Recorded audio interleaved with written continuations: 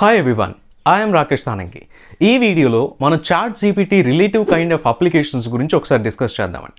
So chat GPT అనేటువంటిది చాలా popular అయితే అయింది. మనం కూడా మోస్ట్లీ డే టు డే అయితే యూజ్ చేస్తున్నామండి. ఇన్ కేస్ చాట్ జీపీటీ ఎవరైనా యూజ్ చేయకపోతే మీరు మీ జాబ్స్ రోల్స్లో బ్యాక్ ఉన్నట్టేనండి. సో చాట్ జీపీటీ ఎందుకంత పాపులర్ అయింది అనేటువంటిది మెయిన్గా మనం చెక్ చేస్తే ఎవరు ఏ విధమైన క్వశ్చన్ అడిగినా దానికి రిలేటివ్ రెస్పాన్స్ అనేటువంటిది మోస్ట్ అక్యురసీతో మనకి చాట్ జీపీటీ అనేటువంటిది ప్రొవైడ్ చేస్తుందండి. సో క్లౌడ్ ఇంజనీర్స్ అయితే లెట్స్ వీపీసీ అనేటువంటిది ఎట్లా లాంచ్ చేయాలంటే ఆన్సర్స్ వస్తున్నాయి. లేదు ప్రోగ్రామర్ అయితే కోడ్ ఎట్లా చేయాలనేటువంటి క్వశ్చన్ అడిగితే ఒక కోడే మనకు డైరెక్ట్గా అయితే వచ్చేస్తుందండి. సో చాట్ జీపీటీ తర్వాత ఇప్పుడు గూగుల్ వాడు గూగుల్ బార్డ్ అని చెప్పేసి రిలీజ్ చేశాడు. డైరెక్ట్గా మీరు క్రోమ్ బ్రౌజర్లో కానీ ఆర్ క్రోమ్ బ్రౌజర్ రిలేటివ్ బ్రౌజర్స్లో కానీ మనం బ్రౌజ్ చేస్తే డైరెక్ట్ ట్రై విత్ బార్డ్ అని ట్రై విత్ జనరేటివ్ ఏఐ అని చెప్పేసి కనిపిస్తుంది. సో బేసికలీ చాట్ జీపీటీ కింద ఉన్నటువంటి టెక్నాలజీని మనం చెక్ చేస్తే దాన్ని మనం జనరేటివ్ ఏఐ టెక్నాలజీ అని చెప్పేసి అయితే కాల్ చేస్తామండి. షార్ట్ ఫామ్లో జెన్ ఏఐ టెక్నాలజీ అని చెప్పేసి అయితే కాల్ చేస్తాం.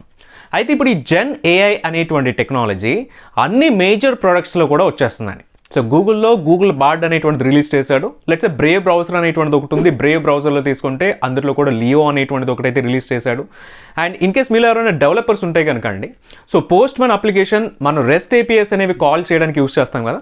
సో వాటికి మీరు టెస్ట్ కేసెస్ అనేవి మీరు పెర్ఫామ్ చేయాలి అన్నా సరే ఆటోమేటిక్ టెస్ట్ కేసెస్ రాసేందుకు పోస్ట్ మ్యాన్ వాడు కూడా జనరేటివ్ ఏఐ ప్రోడక్ట్ని అయితే తీసుకొచ్చాడండి.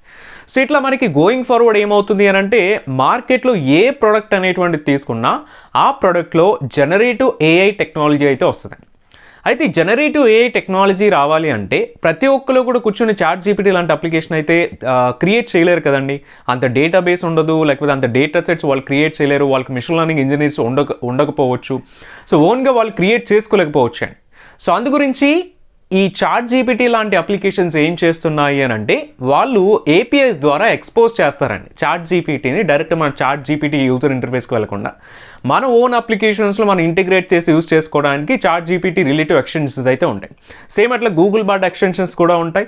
అండ్ అట్లనే మన కోడ్ జనరేట్ చేసేదానికండి ఆటోమేటిక్గా కోడ్ దానికదే జనరేట్ అయ్యేందుకు మనకి గిటబ్ కోపైలట్ అనేటువంటిది కూడా రిలీజ్ చేశాడు. But I think GitHub Copilot అనేటువంటి మనకి కంప్లీట్లీ ప్రైసింగ్ అయితే ఉందన్నమాట. సో ప్రైసింగ్ పేజెస్ లైసెన్స్ తీసుకుంటే కానీ మనకి అక్కడ అలౌడ్ అయితే లేదు. బట్ ఫ్రీగా ఉన్న టూల్స్ కూడా మనం చెక్ చేస్తే బ్లాక్ బాక్స్ అనేటువంటిది కోడ్ జనరేషన్ మనం ఎప్పటి నుంచో అయితే యూజ్ చేస్తున్నామండి. సో డెవలపర్స్ మీరు కనుక ఈ బ్లాక్ బాక్స్ లాంటివి యూజ్ చేయకపోతే సో మీరు మీ ప్రొడక్టివిటీ అనేటువంటిది తగ్గుతున్నట్టేనండి. సో డెఫినెట్గా అవి కూడా మనకి యూజ్ చేయడం అయితే తెలియాల్సి ఉంటుంది. సో డెవలపర్స్ అనే కాదు, లెట్స్ ఏ క్లౌడ్ ఇంజనీర్స్ కానీ క్లౌడ్ అడ్మినిస్ట్రేటర్స్ కానీ ఆర్ ఎల్స్ క్లౌడ్లో వర్క్ చేసే ఎవరైనా మీకు సమ్ ఆటోమేషన్ కోడ్ కావాలి అంటే సింపుల్గా మీరు చాట్ జీపీటీ లాంటి అప్లికేషన్స్కి వెళ్ళి ఈజీగా జనరేట్ చేసుకోవచ్చు. అయితే మరి బయట ఇంత డెవలప్మెంట్ జరుగుతున్నప్పుడు ఏడబ్ల్యూఎస్ వాడు ఖాళీగా ఎందుకు ఉంటాడండి? సో ఏడబ్ల్యూఎస్ వాడు కూడా ఆటోమేటిక్గా కోడ్ జనరేట్ చేసేందుకు ఒక సర్వీస్ అయితే రిలీజ్ చేశాడు. సో దాన్ని మనం ఏమంటామంటే కోడ్ విస్పరర్ అని చెప్పేసి ఏడబ్ల్యూఎస్ వాడు కాల్ చేస్తున్నాడు. The service name is called CodeWhisperer అని. సో కోడ్ విస్పరర్లో మీరు చెక్ చేస్తే మనకు పైథాన్ ప్రోగ్రామింగ్ కానీ జావా కానీ ఇంకా అదర్ కొన్ని సపోర్టెడ్ లాంగ్వేజెస్ అయితే ప్రొవైడ్ చేశాడు at present. Maybe going forward ఇంకొన్ని ఎక్స్ట్రా లాంగ్వేజెస్ అయితే యాడ్ చేస్తూ ఉండొచ్చు. వాటితో పాటు ఏడబ్ల్యూఎస్ వాడు యాడ్ చేసింది ఏంటి అని అంటే క్లౌడ్ ఫార్మేషన్ కూడా ఆటోమేటిక్గా కోడ్ జనరేట్ అయ్యేలాగా ఈ కోడ్ విస్పరర్ అనేటువంటి దాంట్లో ప్రొవైడ్ చేస్తున్నాడు. అయితే కోడ్ విస్పరర్ అనేటువంటిది ఏంటి అని అంటే this is only for the code generation అండి. Only for the code development and code జనరేషన్కి మాత్రమే ఉపయోగపడుతుంది. సో దాన్ని తీసుకెళ్ళి మన విజువల్ స్టూడియో కోడ్ లాంటి అప్లికేషన్స్లో మనం ఇంటిగ్రేట్ చేసుకోవచ్చు. లైక్ పైచామ్ ఇటువంటి కోడ్ ఎడిటర్స్ ఉంటాయి కదా, ఐడిఎస్. సో వాటిలో మనం ఇంటిగ్రేట్ చేసుకుని డైరెక్ట్గా అయితే యూస్ చేసుకోవచ్చు. సో కోడ్ విస్పరర్ లాంటిది. దెన్ మీకు చాట్ జీపీటీ లాంటిదే ఏడబ్ల్యూఎస్లో కూడా ఒక న్యూ సర్వీస్ అయితే రిలీజ్ చేశాడు, విచ్ ఈస్ కాల్డ్ బెడ్రాక్ అండి.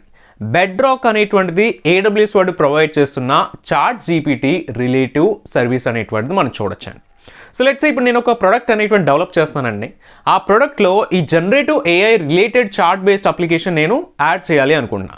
నేనేం చేస్తానంటే ఏడబ్ల్యూఎస్లోకి వెళ్తాను, బెడ్రాక్ అనేటువంటి సర్వీస్ ఎనేబుల్ చేసుకుంటాను. బెడ్రాక్ యూజ్ చేసేటువంటి లైక్ బెడ్రాక్కి మనం యాక్సెస్ చేసేటువంటి ఏపీఐస్ ఉంటాయి కదా, ఏపీఐస్ తీసుకొచ్చేసి నా అప్లికేషన్లో నేను ఇంటిగ్రేట్ చేసేసుకుంటా. So that's it. మనకి గూగుల్ వాడు ఏడబ్ల్యూఎస్ వాడు ప్రొవైడ్ చేసేటువంటి బెడ్రాక్ అనేటువంటి మన అప్లికేషన్లో ఇంటిగ్రేట్ అయిపోయినట్టే.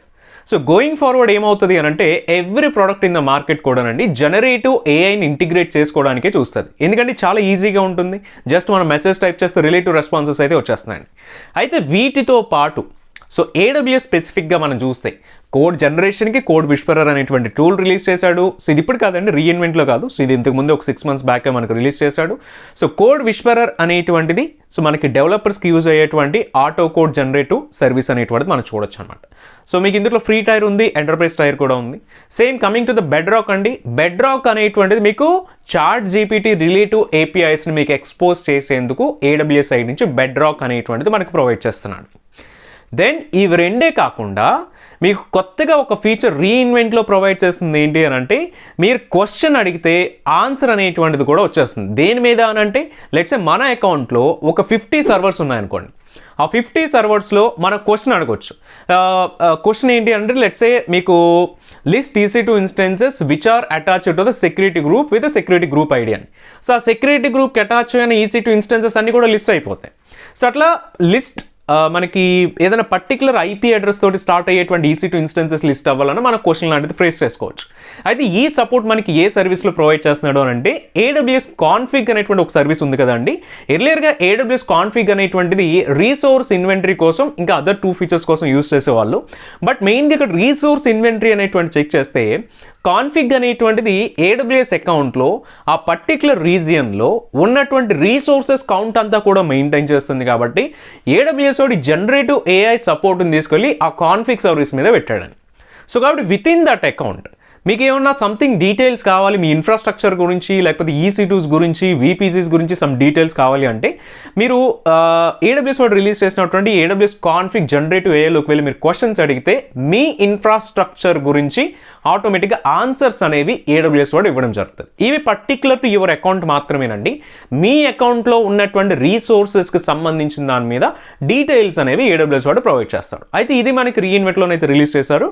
సో ఒకసారి మీకు ఇది మేబీ అన్ని అకౌంట్స్కి ఇంకా రాకపోవచ్చు, బట్ స్లోగా 1 అకౌంట్స్కి కూడా జనరల్గానే అయితే అవైలబుల్ అవుతుంది. బట్ డెఫినెట్గా చెక్ చేయాల్సినటువంటి ఫీచర్ అండి. గోయింగ్ ఫార్వర్డ్ ఈ ఫీచర్ అనేటువంటి మనకు చాలా యూజ్ అవుతుంది. బికాస్ ఎవ్రీ టైం మనం కన్సోల్కి వెళ్ళి చెక్ చేయాలంటే కొంచెం డిఫికల్ట్గా ఉంటుంది.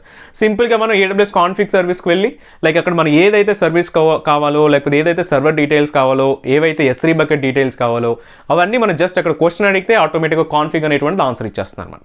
సో జస్ట్ ఇవన్నీ కూడా ఒకసారి చెక్ చేయండి. That is all for today.